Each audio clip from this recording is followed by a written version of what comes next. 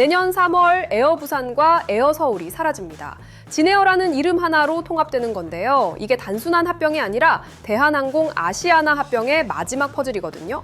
국내 저가 항공 시장의 판도가 완전히 달라질 수 있는 이야기입니다. 오늘 첫 번째로 짚어보겠습니다.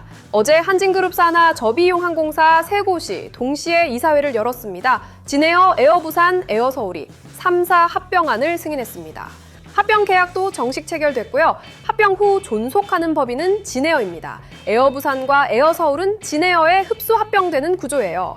합병 비율은 진에어 1에 대해 에어부산 0.286입니다. 에어서울은 0.7501이고요. 진에어 주식 1주를 기준으로 신주 비율을 정한 건데요. 비율만 보면 진에어의 기업 가치가 가장 높게 평가됐다는 뜻이에요. 에어부산 주주는 보유 주식 약 3.5, 주당 진에어 1주를 받습니다. 에어서울 주주는 약 1.3 주당 진에어 1주를 받는 구조입니다. 여기서 큰 그림을 봐야 합니다. 이 합병은 대한항공과 아시아나항공의 합병과 한 세트입니다. 진에어의 모회사가 대한항공이고요. 에어부산과 에어서울의 모회사가 아시아나항공이거든요. 통합 대한항공이 올해 12월 17일 먼저 출범합니다. 석 달 뒤인 내년 3월 17일에 통합 진에어가 공식 출범하는 순서예요. 한국 항공산업 역사상 이 정도 규모의 구조 재편은 처음입니다. 이 합병이 왜 중요하냐면 국내 LCC, 시장의 경쟁 구도 자체가 바뀌기 때문입니다. 지금까지 7개 저가 항공사가 경쟁하고 있었는데요. 상위권 3개가 하나로 뭉치는 거예요. 통합 진에어의 기단 규모가 상당해지면서 압도적 우위를 가질 수 있습니다. 노선 편성이나 슬롯 확보에서 특히 그렇고요. 소비자 입장에선 예약 시스템, 모바일 앱, 공항 수속 카운터가 진에어 하나로 통합됩니다. 마일리지 체계도 통합 작업을 거쳐야 하는데요. 아직 구체적인 방안은 나오지 않았고요. 노선 재편도 불가피합니다. 진에어와 에어부산이 같은 구간에서 경쟁하던 중복 노선을 정리하게 됩니다. 운영 효율이 올라가는 거죠. 정비시설 통합, 승무원 운영 효율화, 벌크 구매, 협상력 강화 같은 효과도 기대할 수 있습니다. 이른바 규모의 경제인 거죠.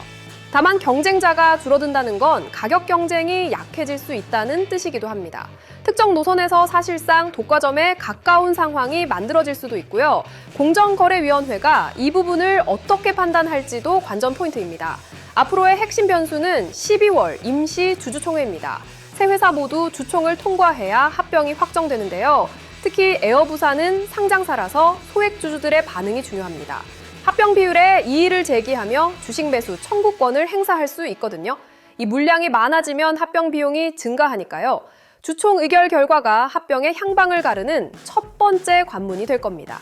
두 번째 소식으로 넘어가겠습니다. 항공시장에서 판이 바뀌고 있다면 투자시장에서도 전략의 판이 바뀌고 있습니다. 서학개미들이 반도체 ITF에 돈을 집중적으로 쏟아부었습니다.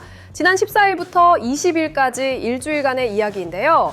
라운드힐 메모리, ITF, 티커명 디램에 8,561만 달러를 순매수했어요. 우리 돈으로 약 1,185억 원입니다. 같은 기간 해외 투자 종목 중 알파벳에 이어 두 번째로 많은 금액입니다. 디램 ETF는 삼성전자, SK하이닉스, 마이크론 같은 기업에 투자합니다. 메모리 반도체 기업에 집중 투자하는 미국 상장 액티브 ITF예요. 삼성전자와 SK하이닉스를 국내 시장에서 이미 보유한 투자자들이 있잖아요. 같은 종목이 편입된 ITF를 미국 시장에서 또 산 건데요. 여기에 전략적 계산이 깔려 있습니다. 첫째, 미국 상장 ITF로 보유하면 달러 기반 자산이 됩니다. 원화 약세 시 환차익까지 기대할 수 있어요. 둘째, 개별 종목보다 ETF가 변동성이 상대적으로 낮습니다. 실제로 삼성전자는 사상 최고가 대비 29% 하락한 상태예요. SK하이닉스는 41% 하락했고요. 개별주로 상당한 손실을 경험한 투자자들이 전략을 바꾼 것으로 읽힙니다. 같은 섹터에 대한 확신은 유지하되 리스크를 나누는 방식인 거죠. 타이밍도 맞아떨어졌습니다. 최근 2주간 SK하이닉스가 21.7% 올랐습니다. 삼성전자가 21.9% 올랐고요. 코스피 상승률 10.4%의 2배를 넘는 수치입니다. 미국에서도 마이크론이 11%, 샌디스크가 32% 뛰었습니다. 메모리 반도체 섹터 전체가 동시에 반등한 겁니다. 이 반도체 랠리의 배경에는 엔비디아가 있습니다. 엔비디아가 GPU를 기초 자산으로 활용하는 순환금융 구조를 만들었는데요. 너클라우드 업체들에게 사실상 빚보증을 서주는 겁니다. 이 GPU 순환금융이 본격적으로 자리 잡으면서 기대가 형성됐어요. AI 인프라 투자 사이클이 당분간 꺾이지 않을 거라는 기대입니다. AI 서버를 구축하려면 대량의 고대역폭, 메모리, HBM이 필요하거든요. 엔비디아 수주장호만 5천억 달러에 달합니다. 골드만삭스와 블랙록 등 월가 6개 금융기관과 양해각서까지 맺었어요. AI 인프라에 들어가는 자금 파이프라인 자체가 구조화되고 있는 겁니다. 다음 확인 변수는 26일 발표되는 엔비디아 실적입니다.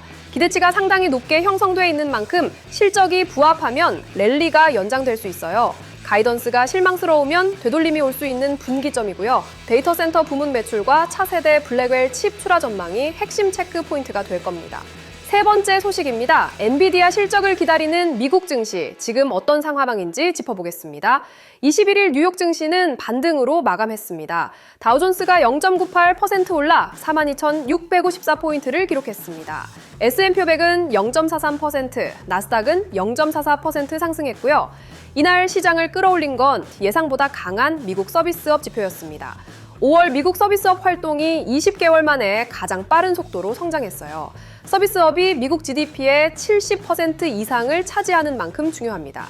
경제 체력이 아직 살아있다는 신호인 거죠. 그런데 주간 단위로 보면 분위기가 다릅니다. S&P 500과 나스닥은 3주 연속 상승 행진이 끝났고요. 다우도 2주 연속 하락했습니다. 기술주는 주간 기준 3% 넘게 빠졌어요. 이번 주 월가를 진짜 지배한 건 경기 지표가 아니라 금리였습니다. 장기 금리가 올라가면 기업의 자금 조달 비용이 높아집니다.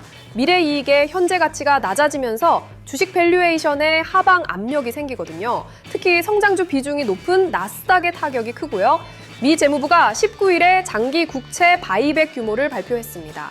최소 2배로 확대하겠다는 내용이었어요. 시장에서 국채를 사들여 금리를 눌러보겠다는 의도였는데요. 효과가 하루 만에 소멸했어요. 21일 기준 10년물 금리가 4.52%까지 올랐습니다. 30년물은 5.07%까지 올라섰고요. 30년물이 5%를 넘어선 건 시장에 심리적으로 상당한 충격입니다. 플로리미 웰스의 패트릭 암스트롱 최고 투자 책임자가 이렇게 지적했어요. 30년물 금리를 통제하려면 무제한 대차대조표를 가진 연준이 아닌 이상 결국 시장이 이긴다고요. 바이백으로 일시적으로 수급을 개선할 수는 있습니다. 하지만 인플레이션 불확실성이나 재정적자 같은 근본 원인을 해결하는 건 아니거든요. GDP 대비 6%를 넘는 재정적자가 핵심 문제입니다. 유가도 부담입니다. 브렌트 유가 6거래일 연속 올라 배럴당 65달러대까지 올라섰습니다. 주간 상승률이 6.39%에 달했어요. 트럼프 대통령이 이란과 거래하는 국가에 제재를 가하겠다고 경고하면서 공급 차질 우려가 커졌거든요. 유가가 오르면 인플레이션을 자극합니다. 연준의 금리 인하 여력이 줄어드니까 장기 금리의 추가 상승 압력이 되는 구조예요. 다만 낙관론도 있습니다. UBS 글로벌 웰스 매니지먼트는 올해 말 S&P 500 목표치를 5,800으로 상향했어요. 1분기 어닝 시즌에서 기업들의 이익 증가율이 시장 예상을 상회했거든요. 특히 빅테크 실적이 탄탄했기 때문입니다. 지금 시장은 강한 경제와 높은 금리 사이에서 줄타기를 하고 있는 겁니다. 경제가 좋으면 기업 이익은 늘지만 금리 인하가 늦어지잖아요. 경제가 나빠지면 금리는 내려가도 실적이 꺾일 수 있으니까요. 오늘 세 가지 소식을 관통하는 키워드는 판 바꾸기입니다. 국내 항공시장은 합병으로 경쟁의 판이 바뀌고 있습니다. 반도체 투자자들은 개별주에서 ITF로 전략의 판을 바꿨고요. 미국 시장은 경기와 금리 중 누가 주도권을 잡느냐를 놓고 씨름하고 있습니다. 세 가지 모두 다음 주에 중요한 분기점을 맞이합니다. 항공합병은 주총이라는 관문을 앞두고 있고요. 반도체와 미국 증시는 엔비디아 실적이라는 시험을 앞두고 있으니까요. 26일 엔비디아 실적 발표 이후 시장 방향과 장기금리 추이를 함께 주목해 보시면 좋겠습니다.